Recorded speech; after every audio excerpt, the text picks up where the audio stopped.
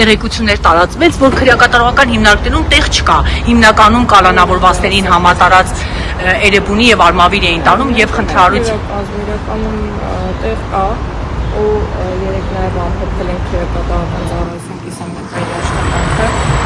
եւ իրական ցուցանիշներ ունենք այն տեսանկյունից, որ դատապարտյալների թիվը 150-ից 160-ով ավելին է, քան կալանավորների թիվը։ Ուզում հիշեցնել, որ ամփոփողի սա չի եղել, սա պատմական ցուցանիշ է, որը որ դրական է գնահատվում եւ ներպետական եւ միջազգային անկամ։ Տիկին Գալյան, նաև մտահոգիչ է այն, որ 2025 թվականին բավականին մեծ ցուցանիշ էր, ինքնասպանության էին գնում կալանավորները, դատապարտյալները, 2025-ին ունեք օրինակ, որ ամփոփեցիք, ինչ 26-ին ինչ արդյունք ունենք։ 3 դեպք ունենք, եթե չեմ սխալվում, որոնց մեկը կենսաբանական մահ է, երկուսը ինքնասպանության դեպքեր են, մեծացել են ինքնասպանությունների կանխման դեպքերը, 27-28 դեպք, եթե չեմ սխալվում, ինքնասպանություն փորձի եղել է։ Իսկ ինչով է պայմանավորված։ Կանխվել են նախորդ տարվա ժամանակահատվածում 10-ից 15 դեպքի մասին ինքնասպանության փորձի։ Մենք փորձում ենք մեր ծառայությունը կազմակերպել այնպես, որ շատ ավելի զգոն եւ ուշադիր լինենք, չնայած միշտ էլ այդպես է եղել, բայց փորձում ենք ավելի կարիքահեն գործունեություն իրականացնել, միտված անձի կարիքների ու անհատական դրսևորումների գնահատմանը ու մեր նաև աշխատանքի արդյունքն է ինչ-որ առումով, բայց ինչ-որ առումով էլ իրականում գուցե եւ օբյեկտիվ իրականությունը շատ հաճախ մեր աշխատանքի հետ կապ չունի, եթե խոսքը վերաբերում է հատկապես կենսաբանական մահերին, որոնք կայունացած են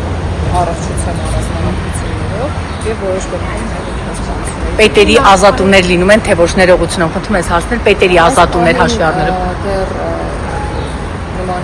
Խիստ էիք բավականին ամփոփման ժամանակ, ասում էիք բարեկամ, ծանոթ, ես հատուկ նայել եմ ձեր ամփոփումը։ Խիստ էի ոչ միայն այդ ժամանակ, իրական քստության մասին չի խոսքը, խոսքը մոտեցումների մասին է եւ ի սկզբանե կարծում եմ, որ այդ մոտեցումներին բոլորը հաջողությամբ են եղել եւ ուղղակի իմ կարգը ամեն անգամ վերահաստատել է մոտեցումները եւ գալ այդ նկատմամբ, որ մենք բոլորս բոլոր աշխատակիցները գտնվում ենք նույն ալիքի վրա։ Տիկին նախարար օրերս արդեն քրեակատարողական հիմնարկից դատապարտյալը ահազանգել է 24-ին, նշում է, որ ապօրինի է դատապարտվել, հակակոռուպցիոն դատարանի դատավորին է վկայակոչում եւ նաեւ նշել է, որ ներողություն է խնդրում իհարկե իր երեխաներից եւ ծնողից, բայց ստիպված է ծայրահեղ քայլ դիմելու։ Դուք արդյոք հետաքրքրվել եք եւ դուք տեղյակ եք կամ կոնկրետ դեպքի մասին չեմ կարող ասել, իմ անձնական տեղեկացվածության հետ կապված, բայց վստահաբար կարող եմ ասել, որ քրեակատարողական ծառայության աշխատակիցները յուրաքանչյուր դեպքում արձագանք։ Իրականում հացադուլների, ինքնավնասումների եւ ինքնասպանության փորձերի մեծ մասը, եթե հոգեկան ամուսնության խնդիրների մասի չափով այսպես իրականում կապված են հենց իրական գործից, կալանքից, դժգոհության հետ։ Դա կանոնն է, դրանից լինում են բացառիկ։ Արտիկի պետը ինչու ազատվեց։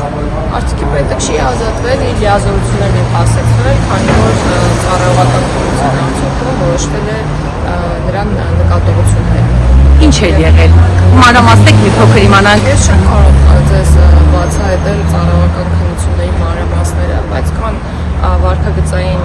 կանոնների խախտումներ, որոնք վերել են եզրահանգման, որ վերջինիս լիազորություններ պետք է կասեցվեն։ Տիկին Գալյան, եւ վերջին հարցը վարչապետն ասեց, որ հրաժարական ենք տալիս, ըստ էության նաեւ երկու պաշտոնյաների, պաշտպանության նախարարի եւ Արփինե